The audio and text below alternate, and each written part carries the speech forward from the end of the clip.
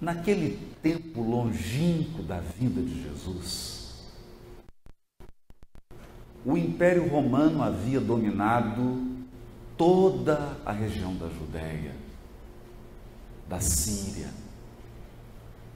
no entorno do Mediterrâneo e, enfim, do mundo conhecido. Tendo recebido da espiritualidade superior os mais altos investimentos espirituais, Roma vira nascer espíritos de escola que vieram com a missão de trazer o progresso social, o progresso jurídico, a organização de uma comunidade que pudesse abrigar os mais diversos povos, as mais diversas línguas, sobre um padrão de desenvolvimento aguardado pela espiritualidade. Foi assim que Roma viu nascer um Virgílio, um Tito Livio, Salúcio, generais, poetas, artistas, literatos, religiosos. E o Império Romano progredia seguindo, sem o perceber, a influenciação e a direção das esferas mais altas. É que o Cristo, na qualidade de governador espiritual do orbe, havia concentrado naquela nação todos os recursos trazidos da Grécia, da Mesopotâmia, do mundo antigo, do próprio Egito, visando a unificação dos povos. Roma tinha a missão sagrada de eliminar todas as fronteiras do mundo, porque o mundo espiritual sempre desejou um orbe sem fronteiras políticas e econômicas, linguísticas e sociais.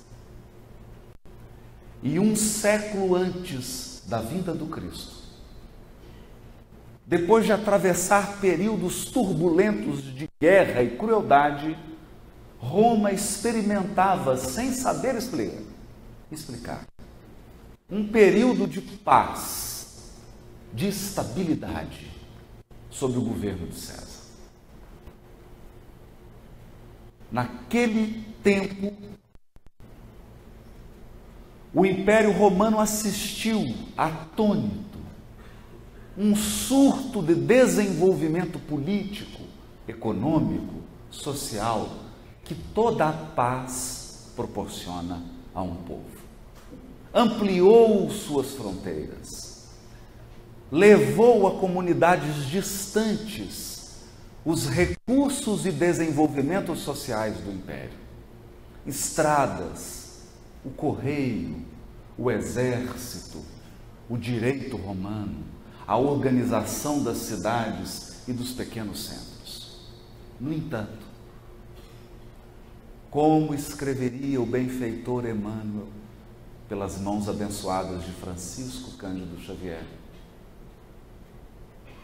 Emmanuel indaga: que gênio perverso se miscuiu nesses planos da espiritualidade superior?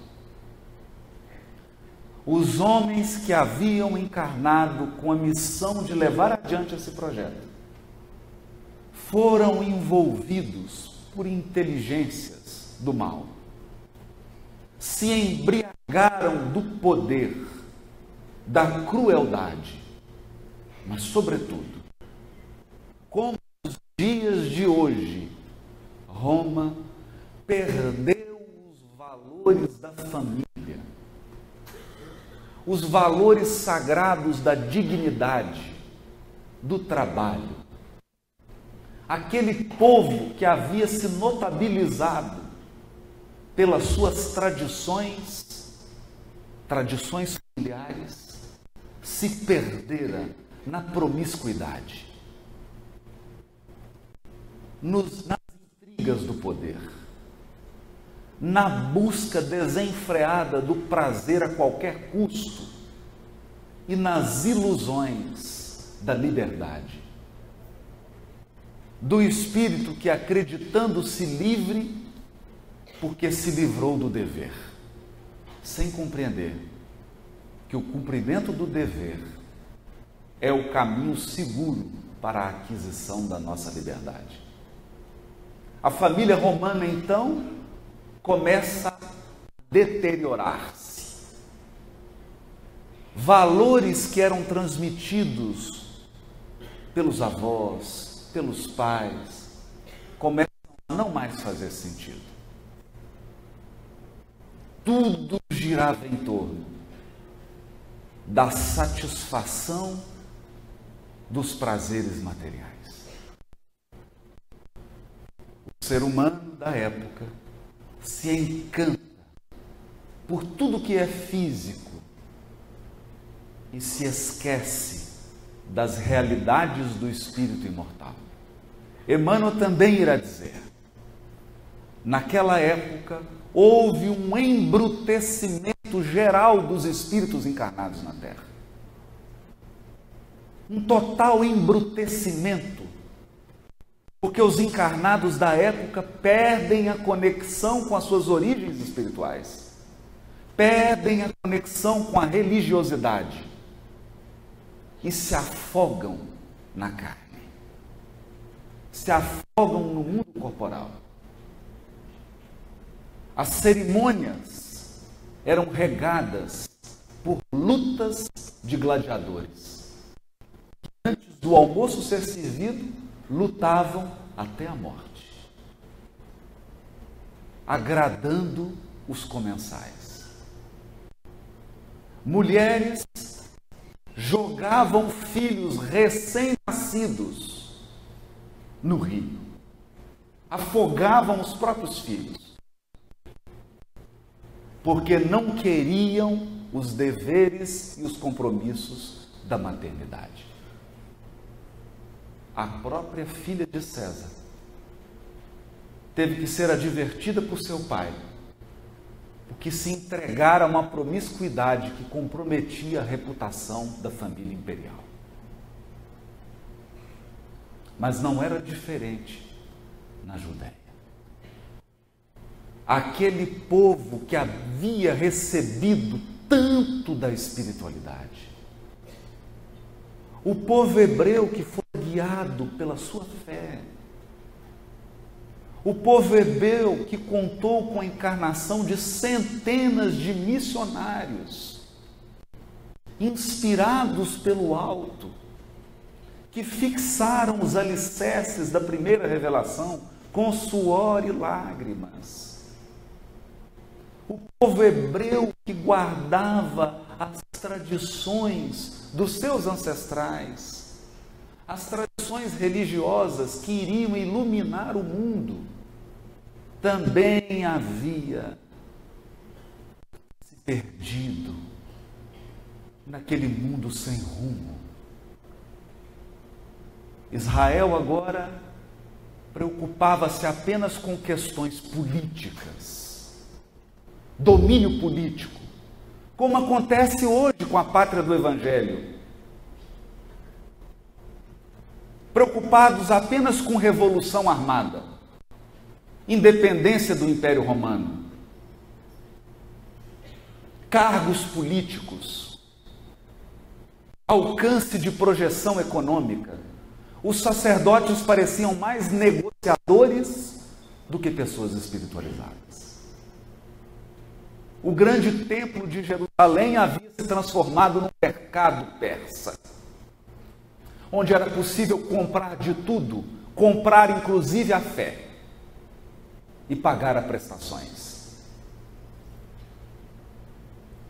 Aquele núcleo que deveria ser um farol de espiritualidade, guiando o coração dos fervorosos para Deus, agora se preocupava apenas com poder, projeção social e dinheiro.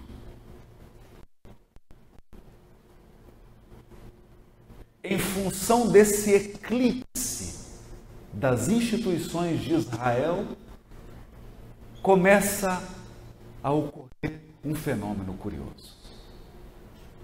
Tão preocupada com o ritual, tão preocupada com o culto exterior, a nação hebraica não havia se lembrado de construir instituições de benemerência social. Não havia um local que pudesse acolher os idosos. Não havia instituições que fossem capazes de acolher os leprosos ou qualquer pessoa que tivesse uma doença de pele que era interpretada como lepra.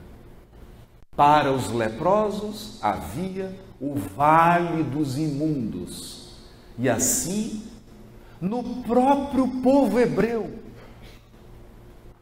quando um patriarca, uma matriarca, alguém que ergueu a família a custo de sacrifício e muito amor, quando uma mãezinha que criara todos os filhos, que se dedicaram ao casamento e ao relacionamento, que construíram uma família, começava a apresentar doenças de pele, ela era excluída da família e lançada no vale dos leprosos. Com o aplauso dos sacerdotes e dos poderosos da nação hebraica. Tamanho embrutecimento dos espíritos da época. Mas esse embrutecimento tinha um preço. Allan Kardec, no capítulo 15 do livro A Gênese, com a sutileza que é peculiar a esse espírito grandioso, irá deixar de modo sutil, quando fala das curas de obsessões no Evangelho, ele escreve: naquela época, Israel foi tomada de uma obsessão coletiva. Era possível andar nas ruas e nunca antes na história daquele povo se encontrou tantos endemoniados. Pessoas que vagavam perturbadas pelas ruas, dormiam em cemitérios, tinham ataques em que se tornavam agressivas. Não era um caso isolado, era um surto coletivo. Por quê? Porque a nação que havia recebido da espiritualidade superior a responsabilidade de preservar a luz da fé, a luz da espiritualidade, havia se perdido nos interesses puramente materiais. O que, aliás, é um risco do Brasil de hoje. E é um risco do espírita de hoje. Perder os seus valores caros, entregando-os a interesses mesquinhos e transitórios da política e da economia. Nós também corremos esse risco. A pátria do Evangelho corre o mesmo risco. Nesse ambiente da mais profunda desconexão com Deus, uma noite profunda se abate sobre a terra. Em regiões próximas a Israel, os escravos, crianças, assim que eram comprados no mercado, em Tiro e Sidom, eram cegados. Aqueles que compravam as crianças escravas furavam seus olhos para que os escravos não pudessem fugir. Mulheres nobres eram compradas para servirem de mercadoria sexual aos seus senhores. Tudo isso com o aplauso dos religiosos. Tudo isso com o elogio daqueles que tinham uma responsabilidade de cuidar da religião e da espiritualidade. Mas, quando a noite é mais profunda, as estrelas brilham mais. E a estrela mais luminosa brilhou nessa profunda noite. Longe do burburinho da vaidade humana, longe das disputas horrorosas da política, longe das guerras do dinheiro, da vaidade, da prepotência, da arrogância. Numa família humilde de um carpinteiro honrado e íntegro, em uma manjedoura improvisada, em uma aldeia pequena chamada Belém, ou Beit Lehem, a casa do pão, nasce a luz do mundo. O governador espiritual do planeta Terra. E tão logo seu corpo físico se desenvolveu, tão logo ele pôde apresentar-se,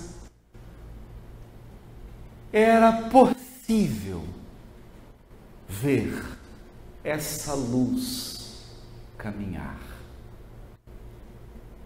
pelas terras áridas da Judeia e da Galileia. E num mundo que se perdia no interesse, na falsidade, Jesus provocava em todos uma comoção singular. É que todos nós, espíritos imortais, criados por Deus, temos o DNA da divindade.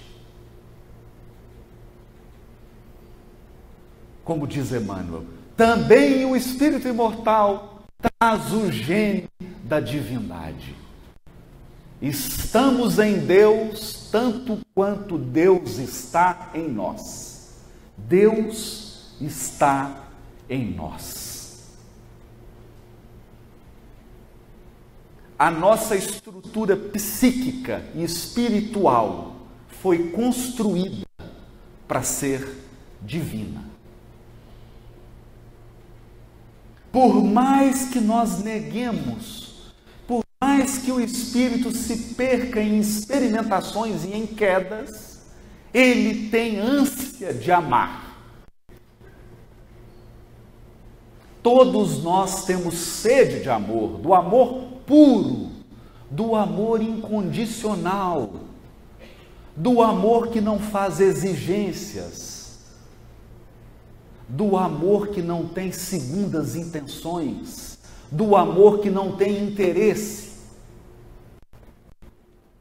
Ninguém, nenhuma criatura consegue estruturar-se se não amar.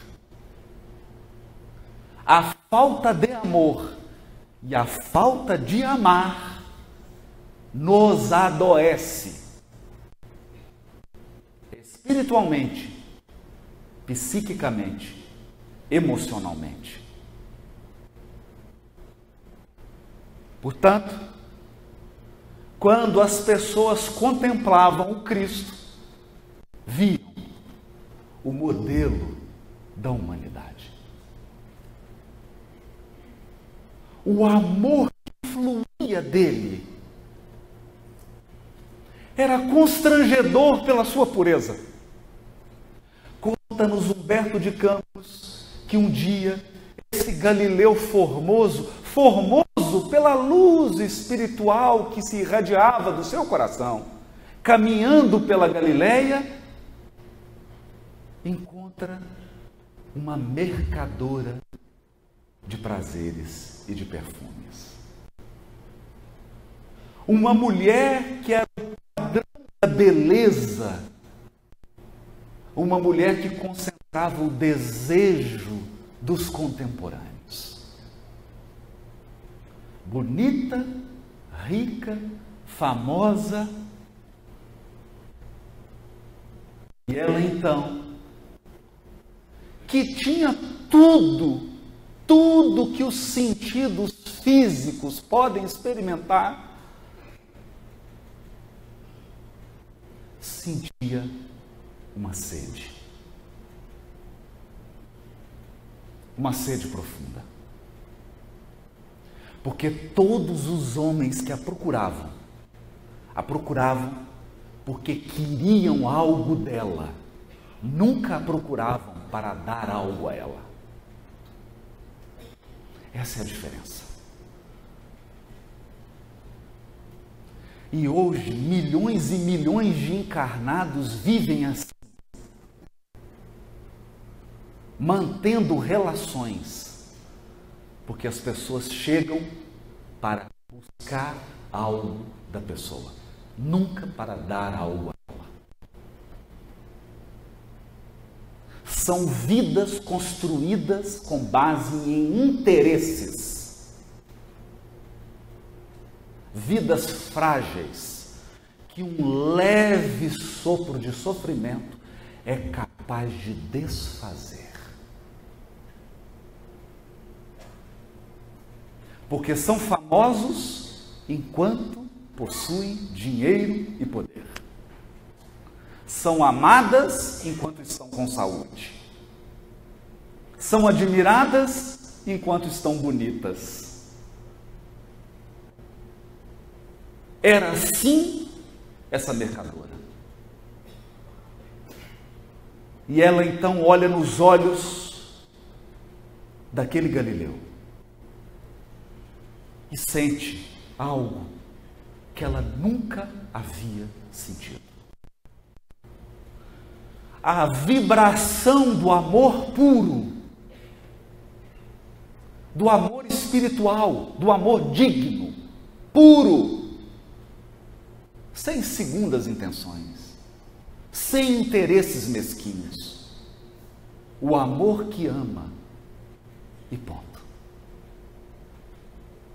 Mas sem saber explicar o que ela experimentava, ela interpretou que aquele amor que ela sentia era um amor físico. E ela então convida aquele Galileu para deitar-se com ela, porque esse era o único amor que ela conhecia. E ela então começa a fazer a proposta. Galileu, repousa hoje no meu oásis. E olha a proposta dela. Eu te faço carinho, eu passo perfume, tem comida boa, roupa lavada. Não é? Qualquer um de nós teria aceito. Cafuné, café, carinho, roupa lavada, perfume, comida boa. E uma mulher bonita. Mas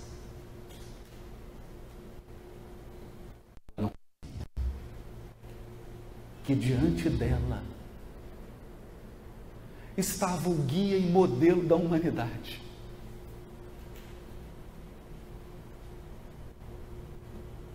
E ele não diz nada. Quanto mais prazeres materiais ela oferecia, mais ele ficava em silêncio. Não criticava, mas também não dizia sim. Percebendo que não bastava oferecer prazeres, ela diz assim: Galileu, descubro uma chama diferente em teu olhar. E eu procedo dessa maneira por muito te amar.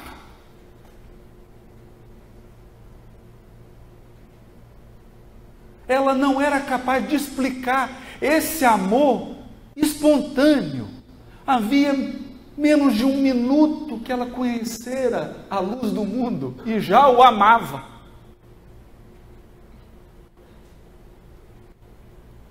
Eu procedo assim por te amar. Quando ela pronunciou a palavra amor, porque enquanto ela falava de vinho, Jesus ficou em silêncio. Enquanto ela falava de seda, de tecidos caros, trazidos da Pérsia e do Egito, Jesus ficou em silêncio. Enquanto ela falava de massagem, cafuné, Jesus ficou em silêncio. Enquanto ela oferecia tudo que os encarnados buscam a vida inteira, ficou em silêncio. Mas quando ela pronunciou a palavra amor, aí, nesse momento, o Cristo falou com ela. Hoje, não. Hoje não. Amanhã, quem sabe? Quem sabe? Revelando a ela a mais profunda humildade. Porque se fosse um espírito, ele ia dizer assim: espera aí que eu vou concentrar. Daqui 2 anos vou encontrar com você, que os guias espirituais estão me dizendo. Mas o Cristo sabe que as decisões do futuro pertencem a Deus. E Deus tudo pode mudar na sua vida e na minha. Está nas mãos dele. Ninguém pode prever a ação de Deus. E o Cristo, como era o guia e o modelo de ser humano, do ser humano que está em profunda conexão com Deus e que se entregou completamente a Deus, diz: quem sabe? Se for da vontade do Pai. Se Deus desejar. E entrega para Deus e parte. O tempo passa, como passou para nós. O tempo passa. Quantos romanos aqui hoje? Quantas romanas? Quantos hebreus sentados aqui hoje? Ou aqui no mundo espiritual de pé? Passou. Onde Roma? Ruínas. Onde o Império Romano? Cinzas, pó. Onde o poderio? Só nos livros. Onde o templo de Salomão? Agora em São Paulo, né?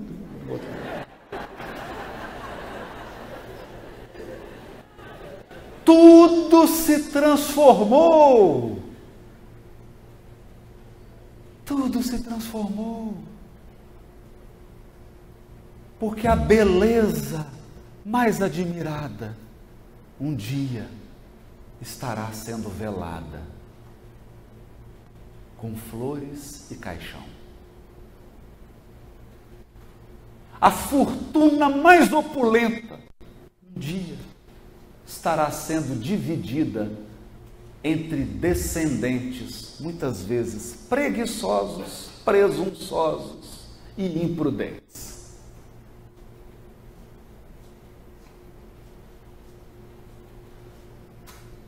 os mais poderosos, os que detêm o poder, serão constrangidos a entregá-lo, porque a morte e a dor pede tudo de volta. Todas as concessões e todos os empréstimos. E não foi diferente com aquela bela mulher. Quando a luz do mundo estava no auge da sua missão celestial, Jesus é procurado por uma senhora. É procurado por um amor, por alguém que amava. Alguém que amava tanto a ponto de interceder. Porque no momento de dor, de expiação, nos momentos de prova da nossa vida, é nessas horas que você vai conhecer o amor de verdade.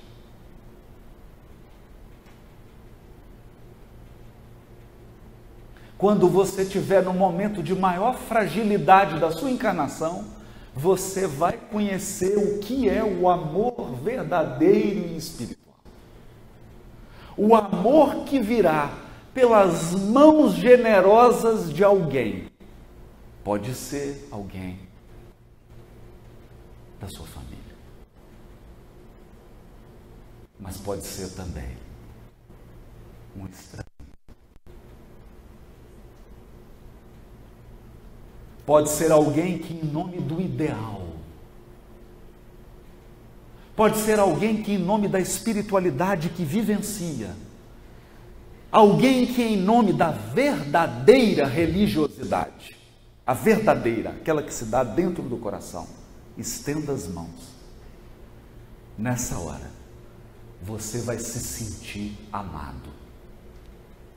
E acredite, você não vai ter nada para dar em troca. Nada. Porque você estará atravessando momentos difíceis da sua vida. Não haverá como retribuir.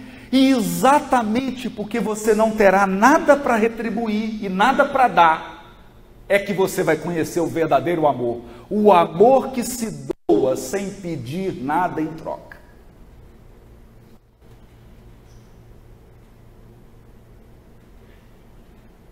Essa senhora era esse amor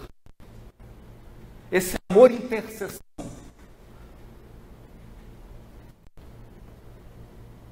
Uma serva, uma escrava,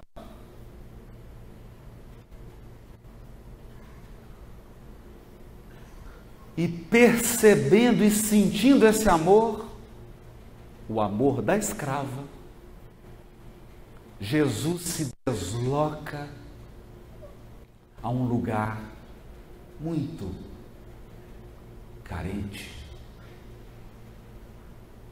ao lugar que é o símbolo da decadência humana.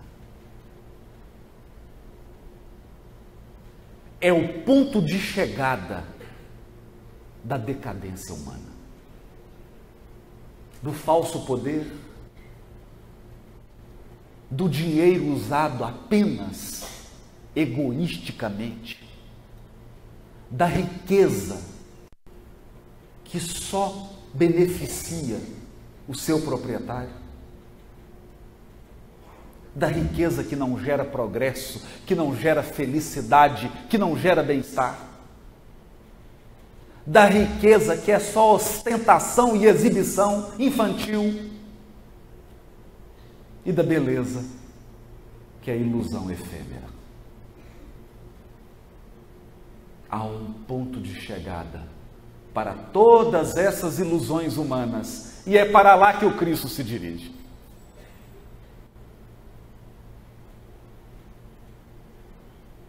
É no nosso abismo que ele se torna grande. É no momento em que nós caímos que reconhecemos o seu valor. E ele adentra naquele ambiente e encontra uma mulher desgrenhada, coberta por feridas, exalando um cheiro de doença.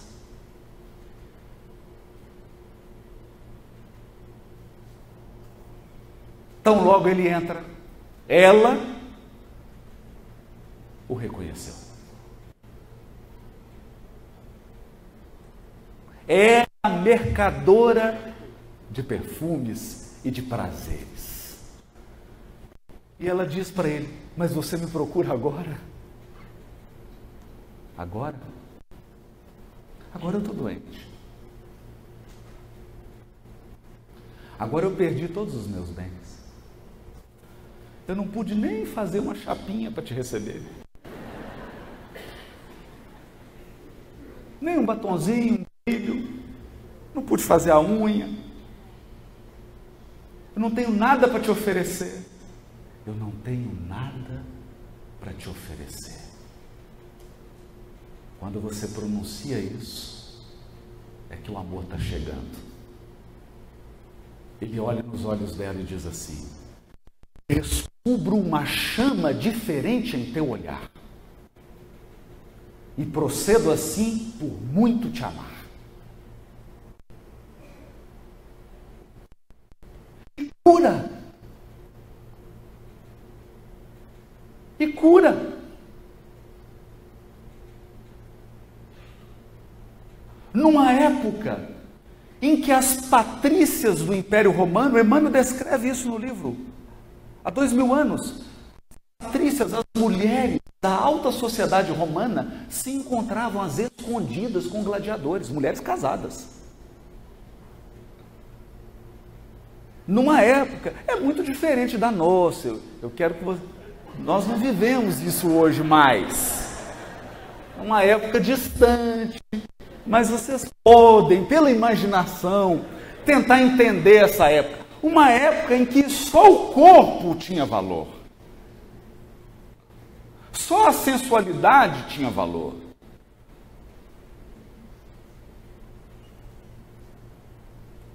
Numa época em que as pessoas queriam ser atraídas, nessa época, o guia da humanidade trazia o amor puro, o amor que ama e não espera nada.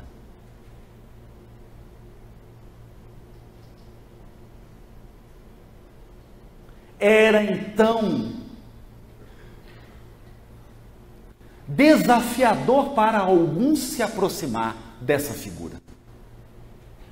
Porque todos aqueles que eram falsos, mentirosos, interesseiros, hipócritas, corruptos,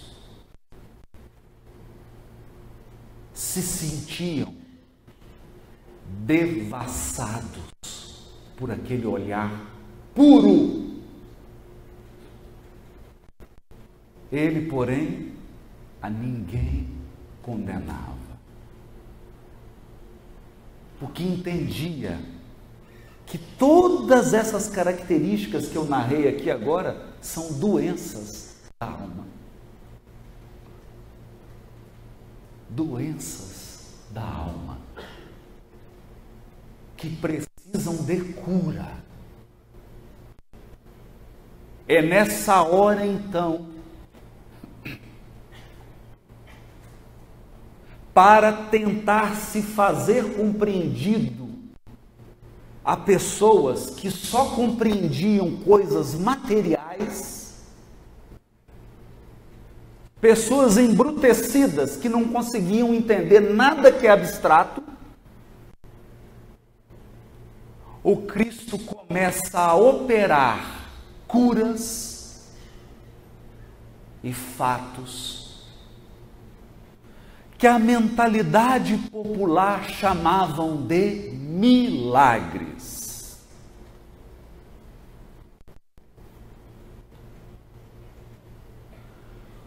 Porque quando Deus mostra a sua generosidade e o seu poder, acontecem duas coisas. Primeiro, a gente não compreende. Segundo, a gente acha que é milagre. Mas é lei. A lei divina é a lei do amor. E o amor, para o amor, não há limites na bondade.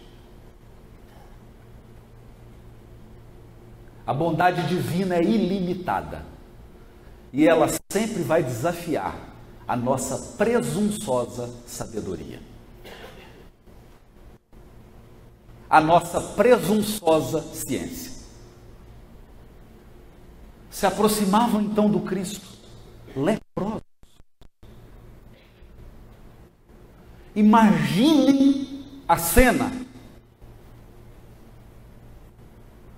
Por 2 segundos, imagine que você é Simão Pedro. Você acordou 4:30 da manhã. O pescador acorda cedo. Acordou, quem estava com você tomando café? Jesus. Tomou café com ele, saíram para pescar, para trabalhar. Porque Jesus gostava de viver a vida de verdade. Não é vida fake ou do Face. É a vida cotidiana. Espiritismo você vive enquanto toma café de manhã.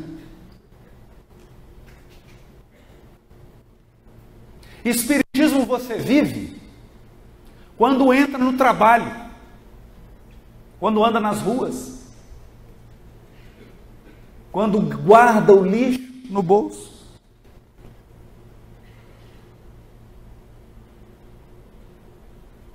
É no cotidiano que os espíritos superiores se revelam. Então ele pescava. Pescava. O Cristo não tirou ninguém do trabalho. Pelo contrário, deu mais trabalho ainda.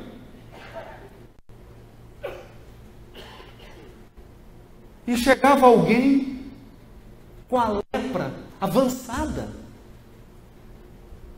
Pessoas que já não tinham mais partes do corpo. Você consegue imaginar isso? Alguém que não tem mais a orelha. Alguém cujo nariz já caiu à metade.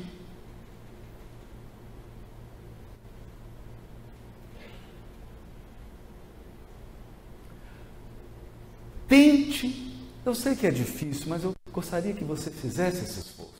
Imagina você agora no espelho, sem as orelhas.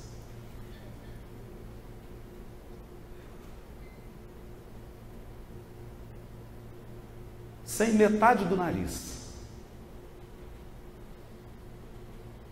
Sem alguns, o dedo, que essas partes da extremidade começam a cair. Então, começa a cair os dedos, nariz, orelha. E feridas.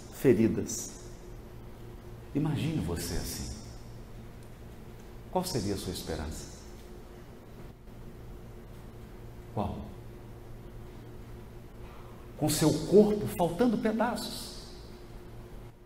E aí então elas eram levadas para essa presença.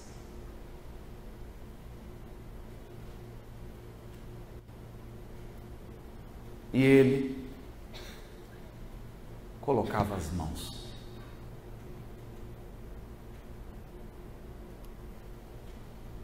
E o milagre, entre aspas, acontecia. Qual? O milagre do nariz voltar? Sim, porque o nariz voltava. Melhor do que antes, já com a cirurgia plástica. Arrumadinho. voltava a orelha agora proporcional. E a pessoa ficava fisicamente como ela era.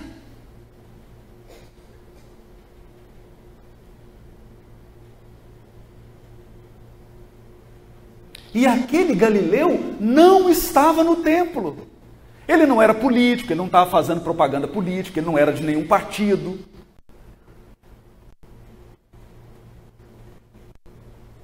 Não era nenhum príncipe, nenhum rico. Era um Galileu que andava ajudando as pessoas.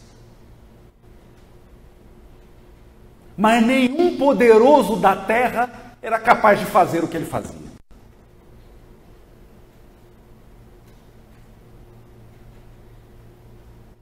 Ele impunha as mãos. Cegos de nascença.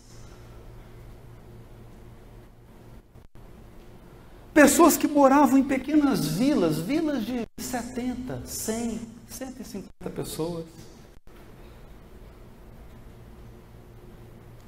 A primeira vez que eu fui a Cafarnaum, eu imaginei que Cafarnaum fosse do tamanho de Limeira, 700 mil habitantes, uma cidade bonita, com esse clube maravilhoso.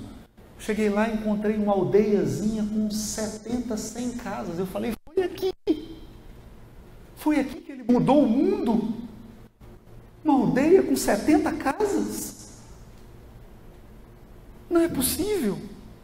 Eu lia no Evangelho assim, e Jesus saiu da casa de Simão Pedro e foi para a sinagoga. A casa de Simão Pedro é aqui, a sinagoga é onde está a caixa de som.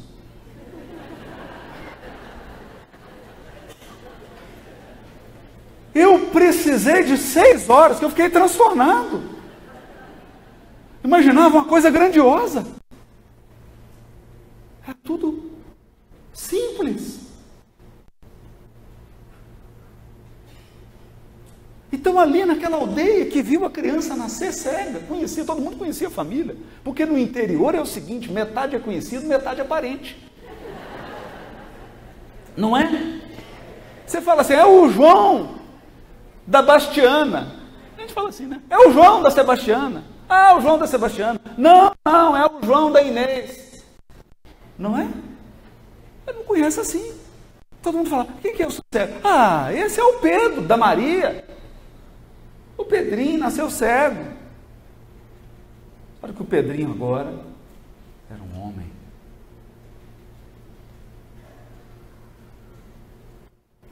Quando colocado diante do Cristo, bastou que ele colocasse as mãos e o cego de nascença voltou a enxergar. Nem sei se eu posso falar voltou, porque naquela encarnação ele nunca enxergou. Paralíticos andavam.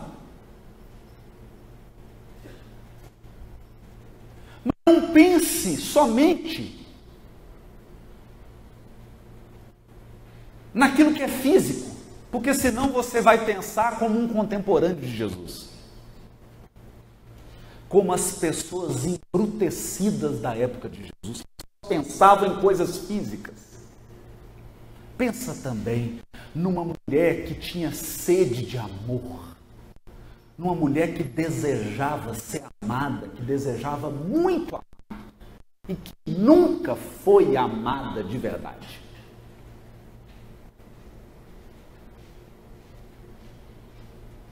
Você já pensou nisso? Será que não é pior do que a lepra? Você é bonita, rica, famosa,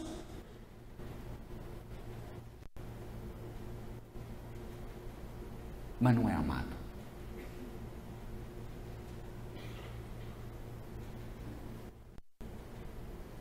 E nunca amou.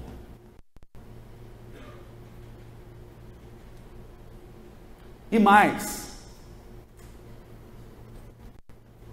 estava cercada de homens que queriam apenas aproveitar seu corpo físico e sua beleza. E além de homens encarnados, muitos espíritos também. Claro. Portanto, ela vivia perturbações espirituais. E ela chega diante desse homem, que não pede nada.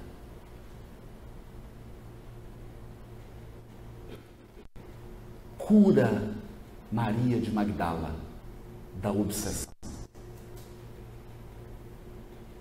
E diz a ela: você pode amar. E pela primeira vez na vida ela se sente amada. Por quê? Porque ele a ouviu.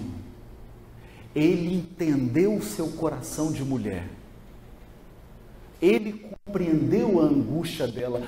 O que nós encarnados mais desejamos na vida é ser compreendido.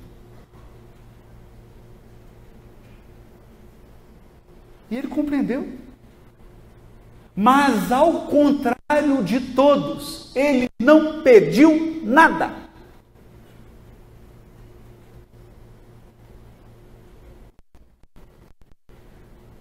Simplesmente a amou. E ela não teve que pagar nada, nem com corpo físico, nem com influência, nem com dinheiro, nem com nada.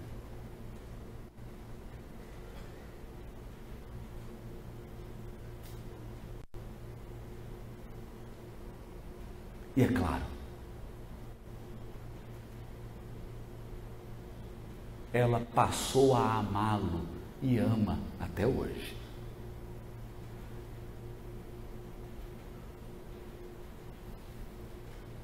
Porque, eu vou dizer uma coisa, irresistível mesmo não é o Brad Pitt, é Jesus. No meu caso, não é, não vou falar quais são os meus preferidos aqui, senão vai ter problema. Não são as heroínas da Marvel, é o Cristo.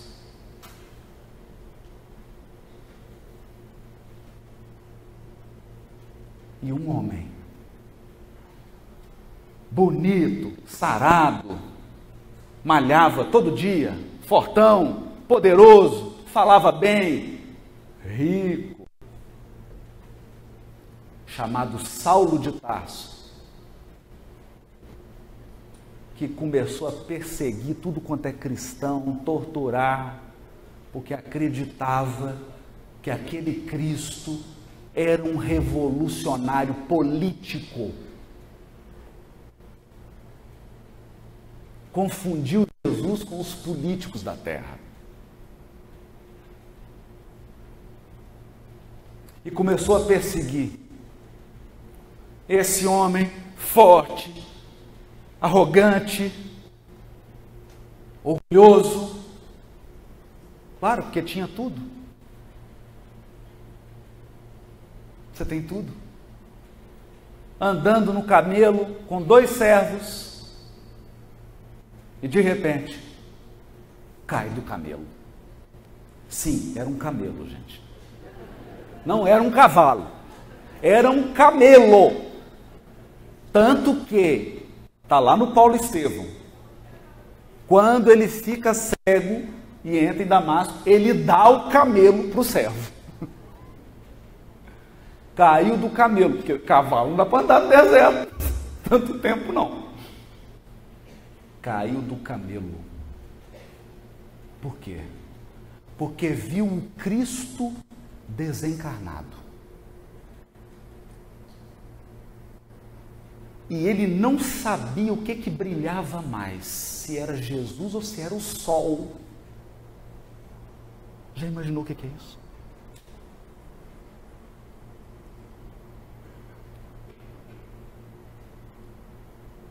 O Cristo brilhava mais do que o sol do meio-dia.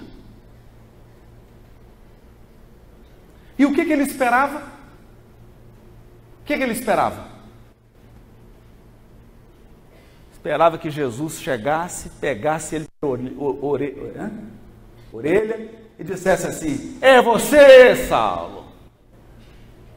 Agora olha para a minha luz. Não é isso que a gente espera? Porque a gente acredita que a verdade tem que ser violenta. A gente acredita que dizer a verdade é ferir.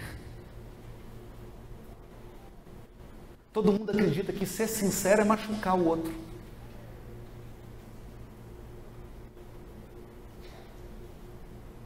Por quê? Porque nós ainda não acreditamos na afabilidade e na doçura. Está lá no Evangelho segundo o Espiritismo. Afabilidade e doçura.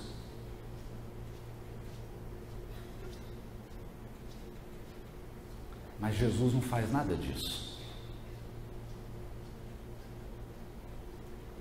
Aquele sol de luz, diz Emmanuel, olha com tanto amor para Saulo que desconcertou. E Jesus diz apenas para ele: Saulo, por quê?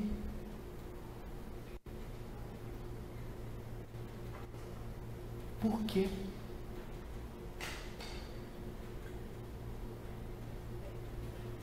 Talvez, e isso já é tema para depois do intervalo, esse seja o grande milagre que nós precisamos em nossa vida. Um sol de amor que chegue até você e pergunte: por que você está fazendo isso? Por quê? Por que você está agindo assim?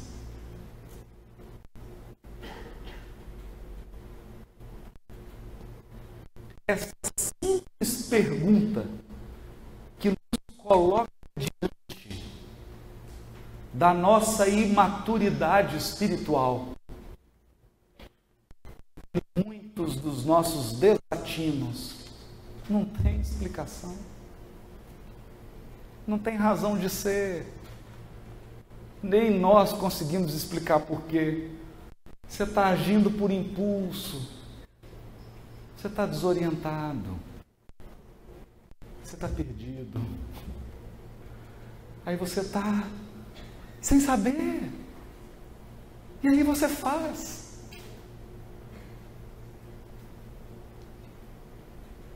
E aí o sol do amor pergunta para você: por quê? Por que você está fazendo isso?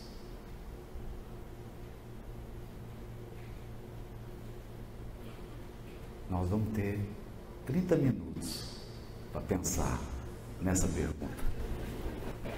Comentávamos então da pergunta de Jesus feita a Saulo de Tarso: por que me persegues? Que pode ser apropriada hoje por cada um de nós como uma indicação de que o Evangelho é a grande proposta da evolução consciente. Evolução consciente é quando o espírito se dá conta de que é imortal. E quando ele se dá conta de que está na Terra para aprender a escolher, para aprimorar a sua capacidade de selecionar as experiências, elegendo somente aquelas experiências que são dignas da imortalidade. Porque os nossos espíritos estão cansados de fazer e ter que refazer, agir e ter que corrigir. E estamos sedentos de uma felicidade mais duradoura e mais consistente, não esteja sujeito às suscetibilidades das paixões, dos vícios e da ignorância. E assim,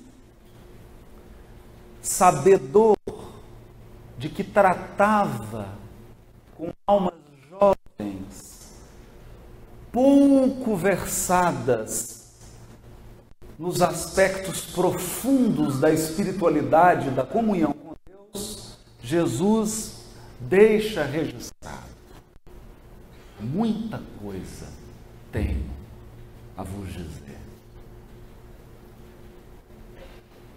mas não podeis suportar agora. Suportar. Porque o conhecimento implica em responsabilidade. Se ontem, embrutecidos e iludidos, nós, com a sensibilidade espiritual reduzida, podíamos experimentar e cometer muitos erros, hoje não. Hoje, com a doutrina espírita nas mãos e no coração, a nossa sensibilidade é maior. Um erro cometido hoje nos fere mais profundamente. Porque quando erramos ou ferimos, na verdade não é o outro que estamos ferindo, é a nós mesmos. A gente só entende isso quando repara e quando espia. O mal que nos atinge é o mesmo mal que um dia partiu de nós.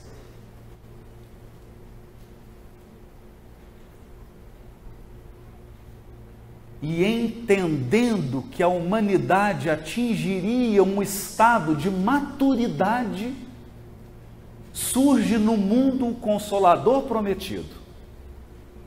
A terceira revelação. Agora, explicando e esclarecendo a mensagem imperecível do Evangelho. Jesus, então, saiu do crucifixo. Ele deixou de ser uma imagem e um símbolo religioso. Não mais os dogmas que não atendem à razão, que não atendem à lucidez. Agora, o Cristo nos é apresentado como o educador das almas. Não mais puritanismos e moralismos. Não mais regrinhas de conduta, que são regras de etiqueta e regras sociais para parecer puro. Agora, um processo educativo interior que desenvolve em nós alegria, sinceridade, transparência, humildade e amor. E desde o nascimento do Consolador prometido, abriu-se para os encarnados da terra uma porta luminosa, a grande oportunidade de recompor os nossos destinos espirituais. Nessa hora, quem sentiu, que você pode passar 70 anos no movimento espírita e nunca ter sentido a doutrina espírita.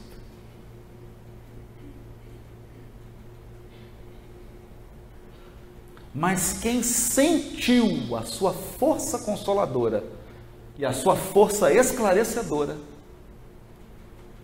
sabe que está diante novamente do Cristo. Só que agora, ele não caminha mais fisicamente pelo lago da Galileia.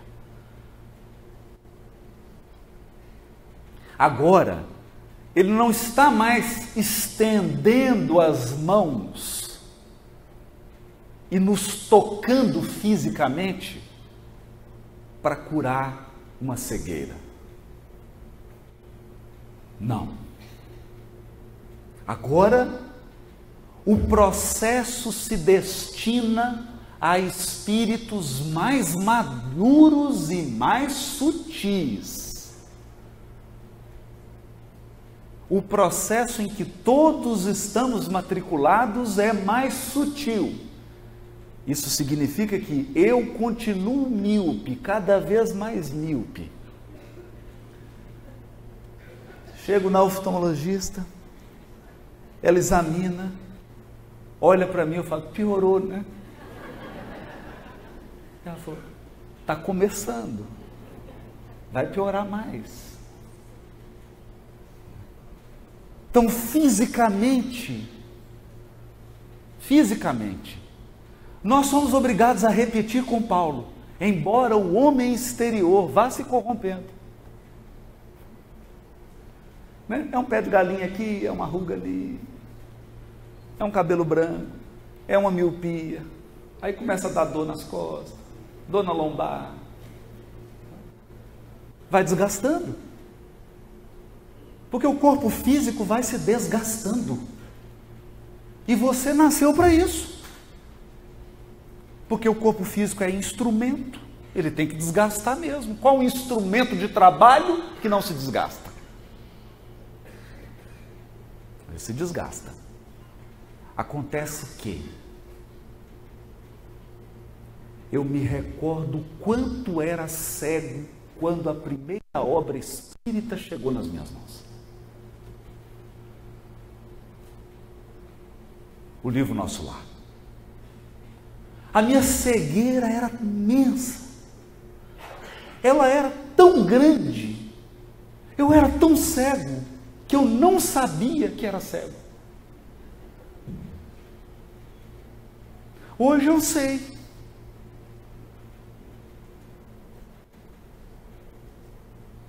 Então, 35 anos de cura.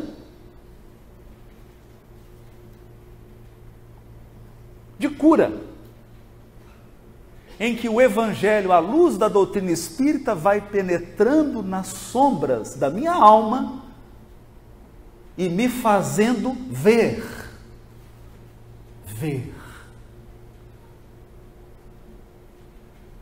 E eu que era paralítico, que só tinha pernas para atender aos meus interesses, hoje estou aprendendo a andar para atender os interesses do meu próximo. Aprendendo. Então minha paralisia está sendo curada. Muitos estão aí viajando e andando, mas vivendo vidas 100% egoístas.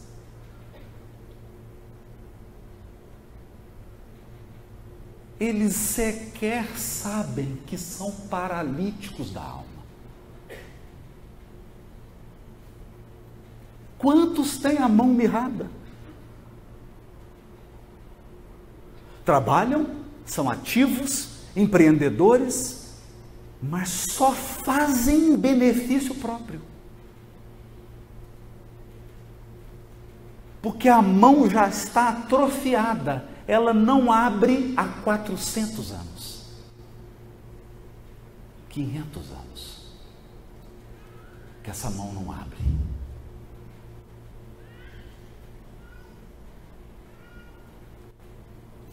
E sem falar na lepra que invade hoje a nossa sociedade, sobretudo o Brasil, sobretudo o nosso país. Porque as pessoas preferem perder a dignidade do que perder dólar.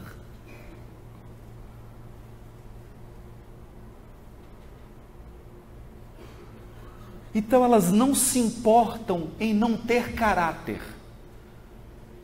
O que elas não suportam é não ter um recurso financeiro aplicado.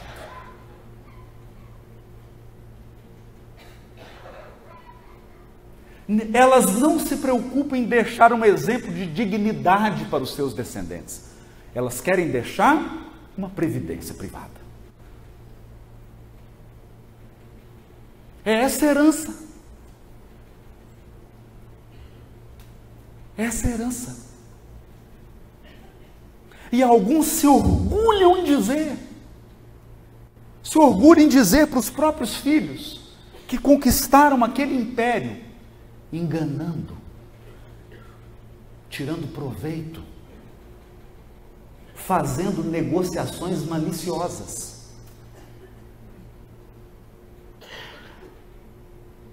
E a multidão aplaude. Aplaude. A pessoa bem vestida que só fala mentira.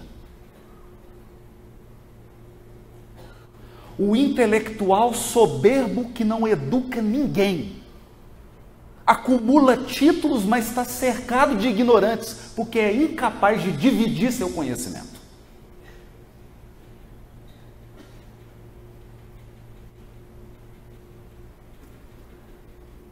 O profissional que estudou anos em escolas públicas para ser um missionário da saúde e que mata em nome do dinheiro.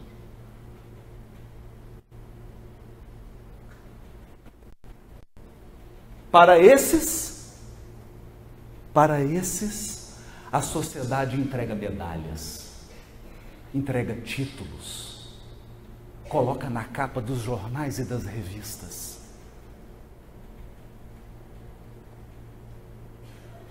No entanto, para a viúva ou a mulher abandonada que mora em Limeira e que vive com 3 filhos e que educa os 3 filhos fazendo bolo ou costurando ou trabalhando o dia inteiro, nós não temos nenhuma medalha.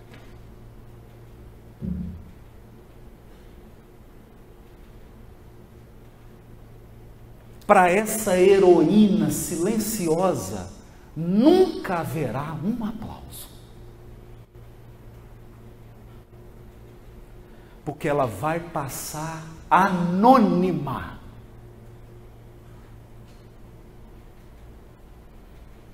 Amando,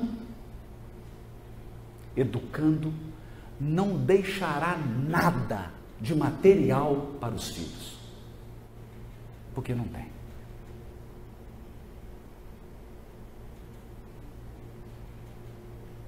Ela nunca vai aparecer na capa de uma revista.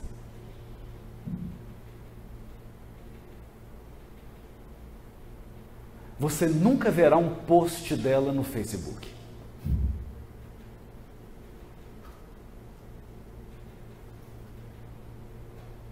Mas, o dia que nós desencarnarmos, você verá um espírito luminoso. E você perguntará assim: eu não te vi no Face.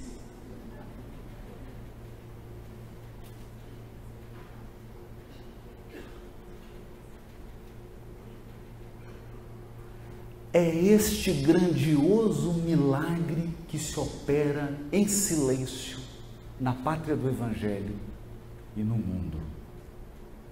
Porque diz Emmanuel, o Cristo continua operando.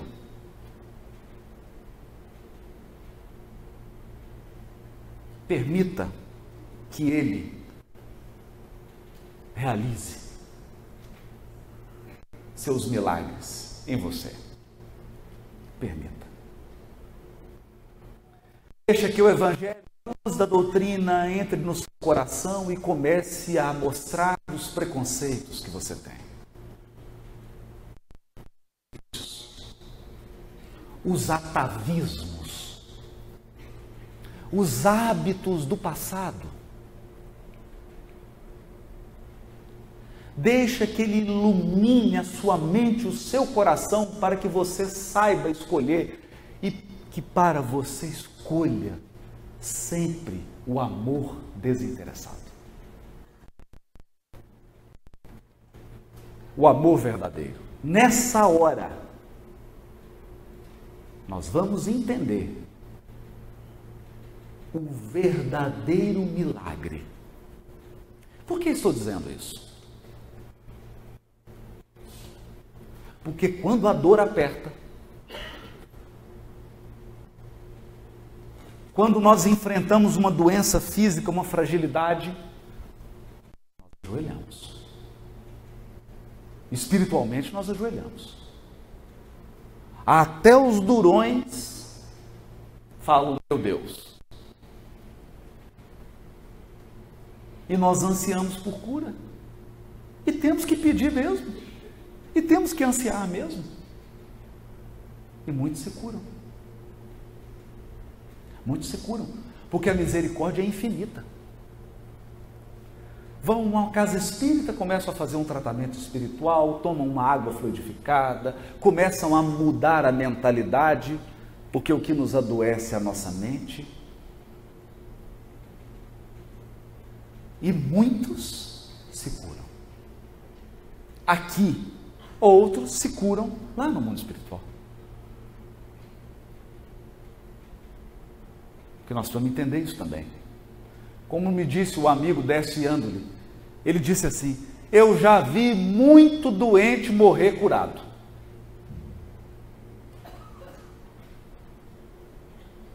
E eu tive que pensar para entender isso. Você vê a pessoa ali no leito da desencarnação, doente, mas você fala assim, ele se curou. O espírito está curado. Está curado. Venceu. Mas repara uma coisa. Todos os leprosos que Jesus curou, morreram. Eu não quero aqui dar notícia ruim. Todos. Todos os cegos que Jesus curou, morreram.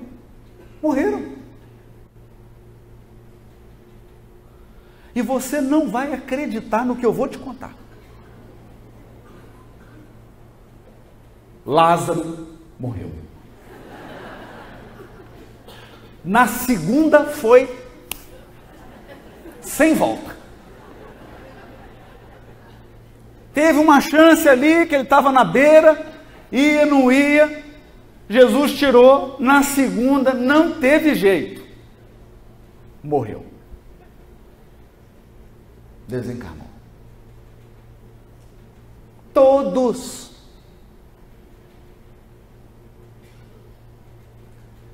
Então você deve estar se perguntando, por que foram fisicamente curados? Por quê? Por quê? Será que quando você abre as páginas do Evangelho e vê assim, o cego de Betsaida, que foi curado e morreu?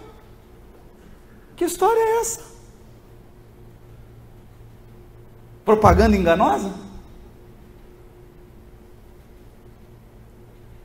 Então, toda vez que a gente obtém num tratamento espiritual uma cura, os espíritos não falam isso porque eles são caridosos. Eles não falam, eles falam assim, você está curado até desencarnar.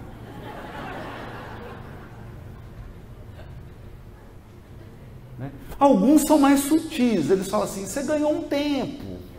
O que eu falo? Você ganhou um tempo, gente, significa assim, você vai vir para cá. Vai vir para cá. Nós estamos te esperando. Imagina seu guia aparecendo hoje para você dizendo assim, estou te esperando.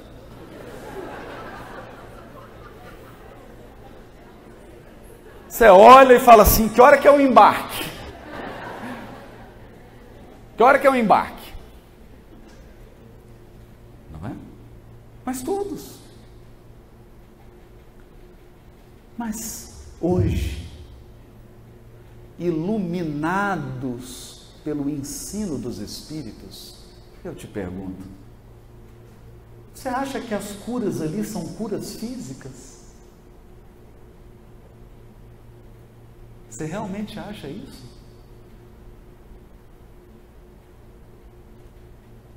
Você acha que as curas ali são físicas?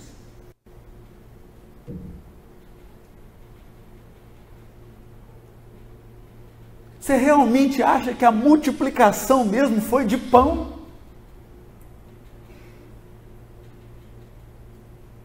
Ou isso foi só a moldura?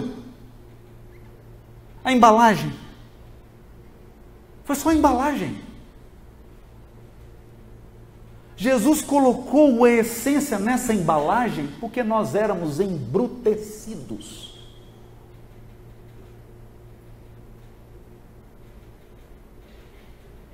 Tão materializados que não podíamos ver o reino de Deus.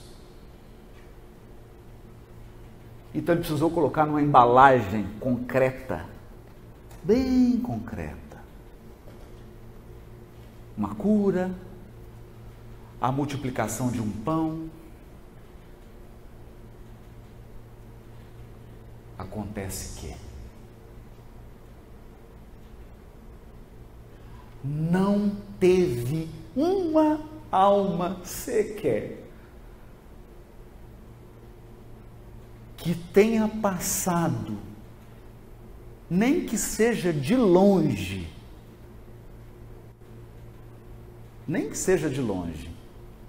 que tenha passado nas proximidades do Cristo, que não tenha sido transformada para sempre, sem saber. Eu posso te assegurar.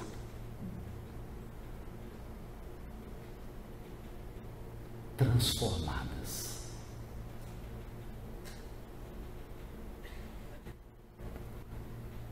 Porque você nunca vai esquecer do amor.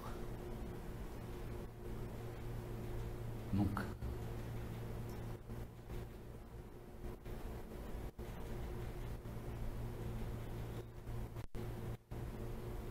E foi no oculto que os fatos mais extraordinários do Cristo se operaram e operam até hoje. Até hoje. Operam até hoje. A cada dia.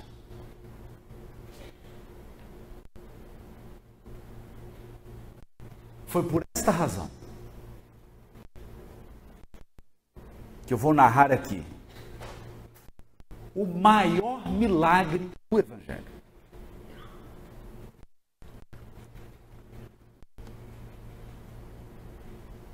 O maior milagre do Evangelho começou a ser produzido em viu.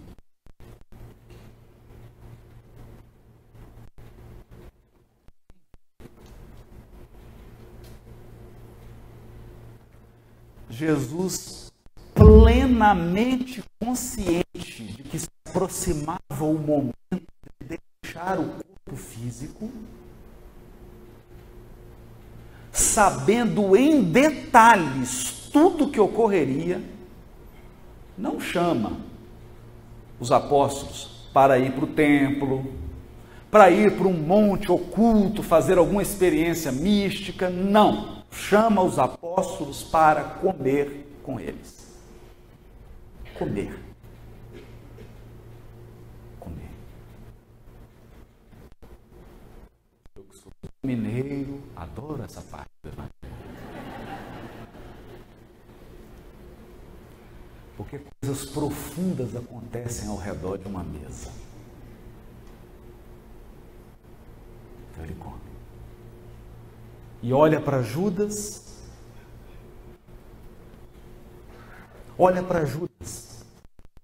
e diz o que ele, Judas, não tinha coragem de enxergar nele. Eu sei que você vai me trair.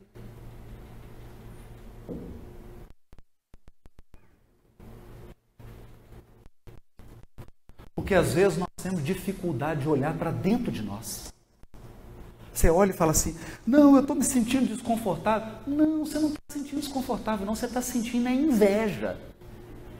Dá nome.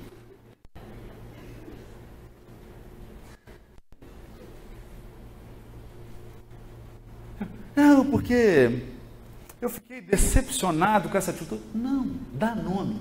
Eu fiquei magoado. Dá nome.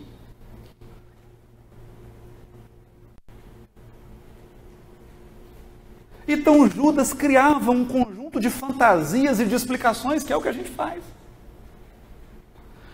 Não, porque eu acho Jesus lento, então eu estou tentando aqui fazer um acordo, uma conversa política para poder articular um plano. Não, Judas, você está se vendendo.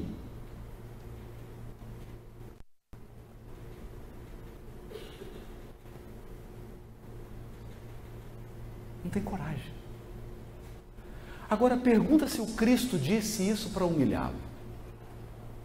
Pergunta se Jesus disse isso para constranger. Não, disse para deixar claro para ele que a alma dele, Judas, era transparente.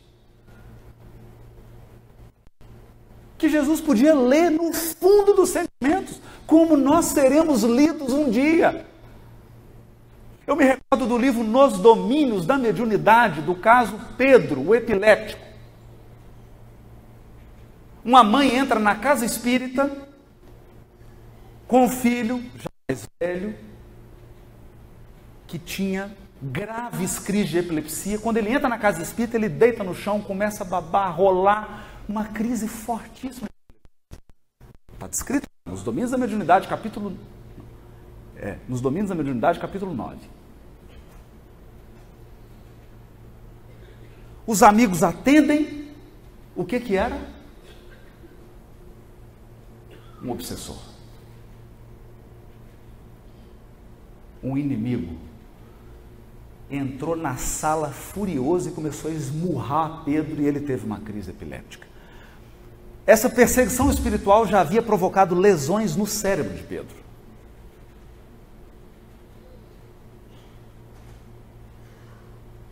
E o que eu quero contar dessa história? O que eu quero contar dessa história é que nós somos transparentes. Quem estava ensinando André Luiz e Hilário era o espírito Aulus. Os amigos espirituais acalmam o obsessor, dão lá um calmantezinho para ele, ele dá uma dormida, acalmam o epilético. O André Luiz e o Hilário, assustados. Meu Deus, o que é isso? Nessa hora,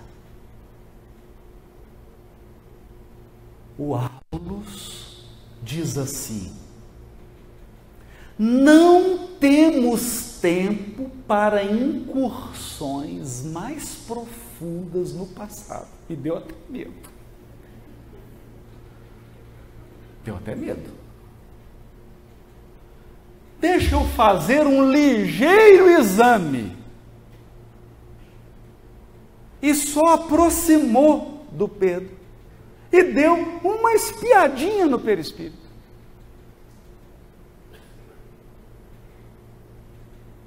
Uma espiadinha. Eu vou tentar dizer isso aqui para você compreender. Você imagina você desencarnar, ser colocado aqui na frente de um teatro cheio de gente e abrir um telão aqui e começar a passar todas as suas conversas do WhatsApp.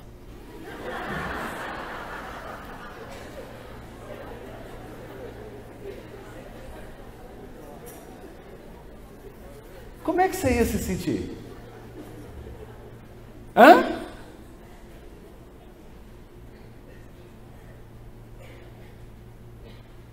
Devassado. É assim que nós seremos no mundo espiritual. Tudo que você sente que ninguém sabe vai estar claro para todo mundo ver. Então o Aulus olhou. Ele era um médico bonitão, famoso, poderoso e rico. Olhou para o irmão, que era bem casado, roubou a esposa do irmão. Seduziu, ficou com a mulher do próprio irmão. Mas não parou, não. Não parou por aí, não. Roubou todos os bens do irmão. O irmão, sem mulher e sem os bens, teve um surto, claro. Ele, médico, simulou que o irmão tinha uma doença mental, internou o irmão no hospício.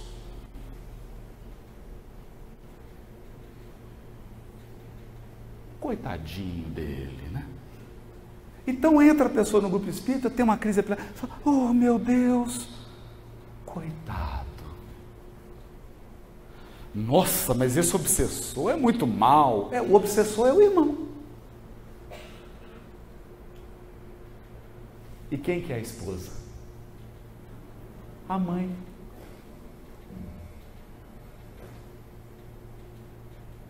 A mãe.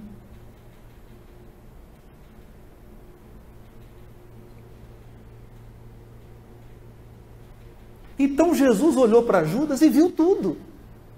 Como nós seremos vistos. Você vai ser visto, eu vou ser. Não adianta esconder. Hoje eu estou escondido aqui, ninguém me vê, né? Olha assim, vê o expositor, mas não sabe o passado. Ainda bem, né? Só não tinha ninguém aqui. Não tinha ninguém. Eu tinha um inscrito nesse seminário. E tem que ser assim, porque Deus nos protege no anonimato. Mas nós somos vistos. É bom não esquecer isso. Eu sou visto. Os espíritos estão aqui, veem tudo, mas veem com amor. Fala, gente, olha só, né? Logo ele, que adulterava a Bíblia, que fazia tudo, agora está traduzindo, falando de que bonitinho, né?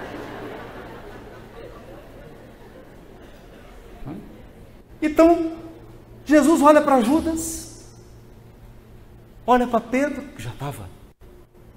Eles estavam discutindo quem era o maior. Parece meio movimento espírita, né? Os trabalhadores discutindo quem que é o maior. Aí Jesus se serve uma roupa de servo e começa a lavar os pés. E diz, o maior é o que mais serve. Por quê? Porque quem ama governa a vida.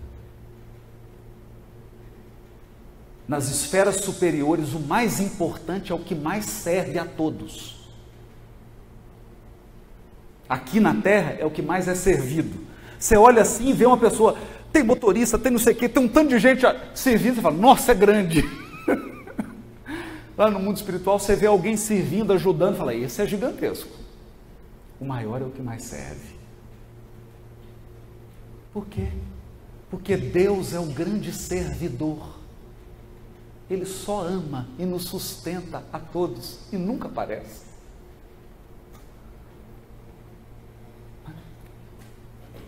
Então, nesse momento, os apóstolos estão todos confiantes, prendem Jesus, está tranquilo. O Pedro estava tão tranquilo. Prendeu Jesus e falou assim, agora ele vai sair caminhando aqui em cima das águas, vai tirar isso aqui, agora vai ser bonito de ver, né? Já estava imaginando assim Hollywood, né? Na hora que prendem Jesus, ele não faz nada.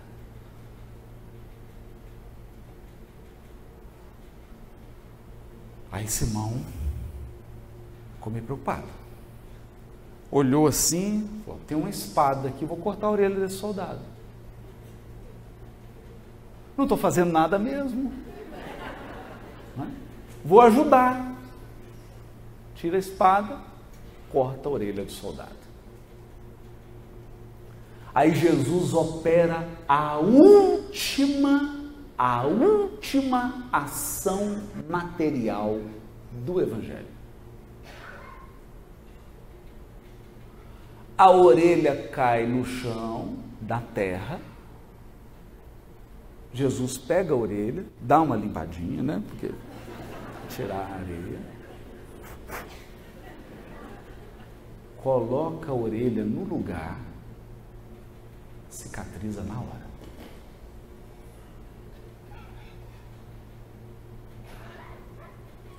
vira para Simão e diz assim: guarda a tua espada, porque aquele que com ferro fere, com ferro será ferido.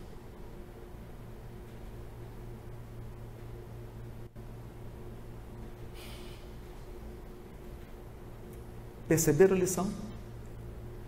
O governador espiritual do orbe dizia: guarda essa espada, porque eu não quero fazer nenhum karma na terra.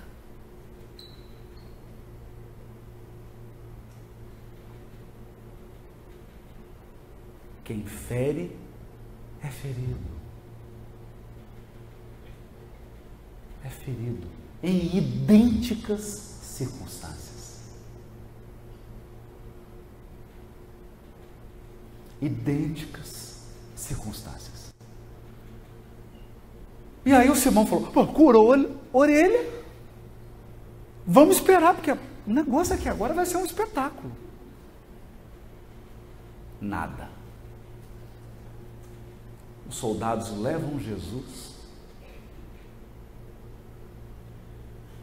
e começam a espancá-lo como nunca haviam feito com nenhum preso.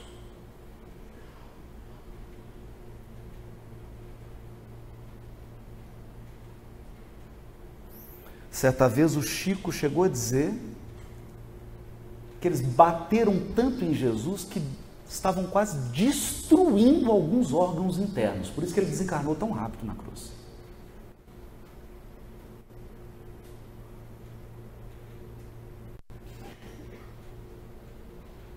E ele, o que o Cristo que curava leproso, andava sobre as águas, multiplicava pães, curava cego, o que ele fez? Curou? Curou o órgão? Não. Não.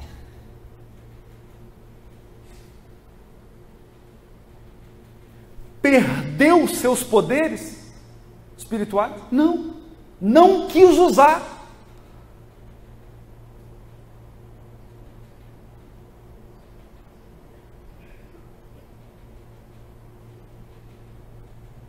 Não quis usar suas prerrogativas e poderes espirituais para beneficiar a si mesmo.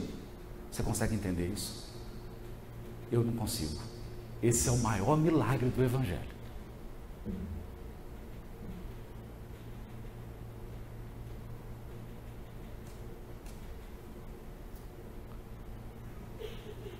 Foi crucificado com os órgãos todos espancados. Gente, e vamos combinar os homens que estão aqui presentes. Uma vez um amigo me disse uma coisa que é muito séria. O parto natural é a dor mais próxima que a mulher vai sentir quando um homem está gripado.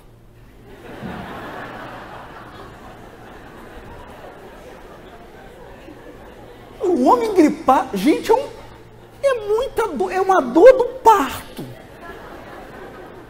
Porque o homem é mais sensível à dor, não é mesmo, gente? Ele é mais sensível à dor. Você vê, eu tenho um filhão lá, ele gripa, é quase que o fim do mundo. Não é? E no auge da dor, você pensa que ele vai dizer assim: ai, não tem ai. Abre o seu evangelho aí. Abre o seu evangelho e vê se tem ai aí. Não tem. Sabe o que tem? Ele olhando para a mãe, olhando para João. Filho, eis aí tua mãe. Eu já arrumou um lugarzinho para a mãe. No auge da dor, você teria força para pensar em alguém? Teria? Hã? Vamos pensar assim, você é atropelado, teve uma fratura exposta na perna, aí você chega no hospital, aquela dor suave, Aí chega alguém e você fala, não, pode passar na frente. O meu é só uma fratura exposta. Você faria isso?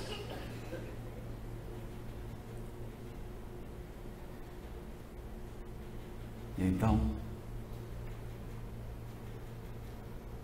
o momento em que ele percebeu que o corpo físico não ia mais suportar tanta crueldade, tanta maldade, tanta violência, ele dá a última lição do Evangelho, falada. A última lição falada. Pai, perdoa-lhes. Eles não sabem o que fazem. Se você soubesse os detalhes do resgate, você não feria ninguém.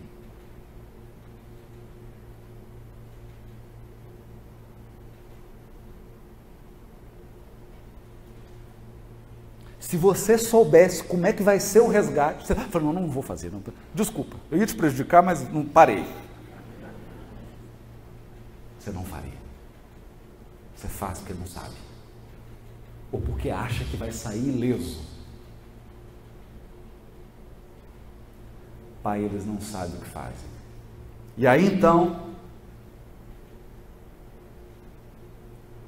nos segundos finais,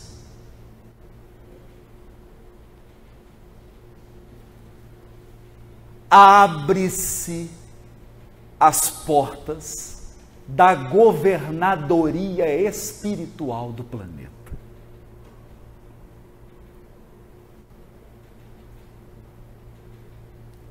Os ministros e assessores do Cristo começam a descer das esferas superiores e começam a rodear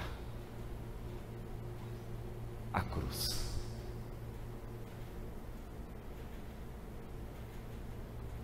Espíritos angelicais, espíritos puros. Alguns já eram espíritos puros há 2 bilhões de anos.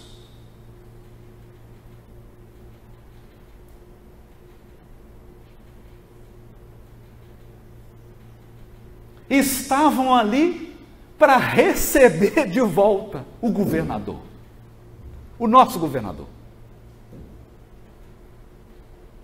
que vitorioso havia marcado a terra com a mensagem do Evangelho.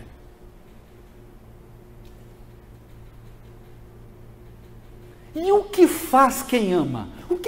Quando você ama muito, eu estou falando muito, quando você ama muito, o que você quer fazer? Agradar. Vocês já perceberam como é que a gente fica bobo quando ama? Os filhos da gente sabem disso, aproveita da gente. Aproveita. A gente fica bobo. Fica bobo. Já viu vô e vó? Aí fica demente, é uma coisa impressionante. Você pega aqui, às vezes, o homem mais velho, as senhoras assim, respeitar, fica igual criança. Começa a falar assim, balbuciando, tudo no diminutivo. Então, sente mais alegria em dar uma coisa para o neto do que comer. Você já pensou nisso? Quando você tinha 15 anos, qual que era o prazer?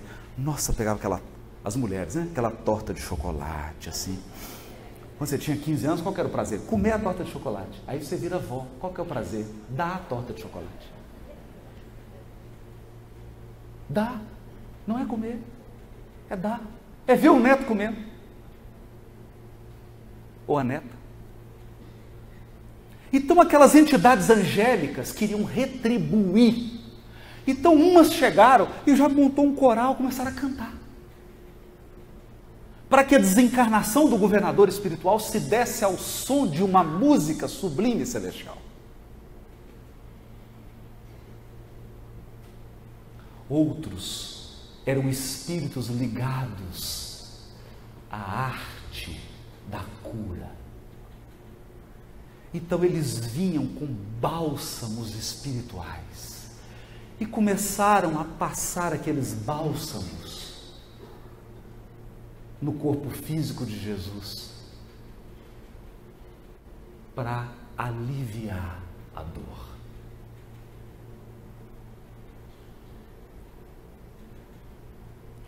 Mas conta também Humberto de Campos que tem os espíritos celestiais responsáveis pela justiça.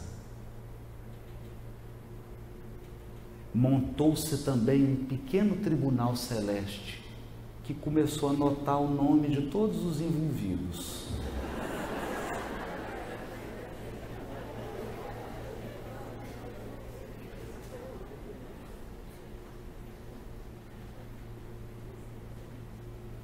Outros enfeitavam o caminho espiritual por onde ele iria, de novo, voltar à governança do planeta. Consegue entender isso? Flores, luzes, alegria, alegria. E em meio a essa festa, que ninguém em Jerusalém enxergava, nem mesmo Maria era capaz de enxergar. Porque essas entidades não são visíveis para os médiuns da Terra.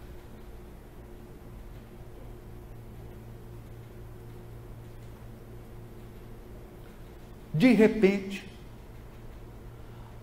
vem correndo, e não era o Bolt, era um anjo apressado. Parece que estava meio atrasado. Ou então foi surpreendido por alguma coisa que tirou ele, que ele estava correndo. Ele vinha angustiado.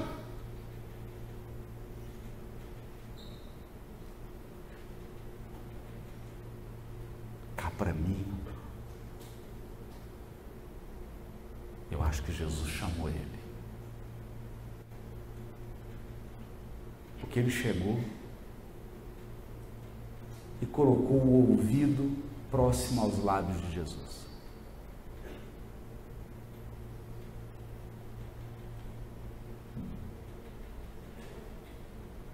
Uma voz quase apagada, Jesus falou alguma coisinha no ouvido dessa entidade celestial.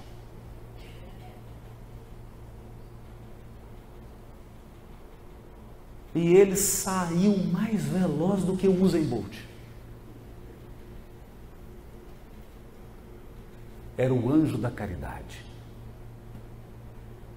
E Jesus havia chamado esse anjo para atender Judas Iscariotes, que acabara de suicidar-se.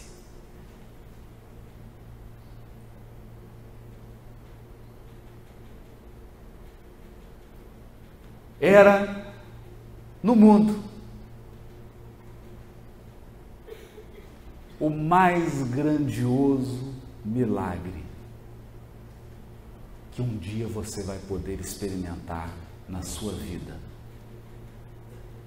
que é o milagre de ser perdoado. Limeira, muito obrigado. Que Jesus abençoe a todos.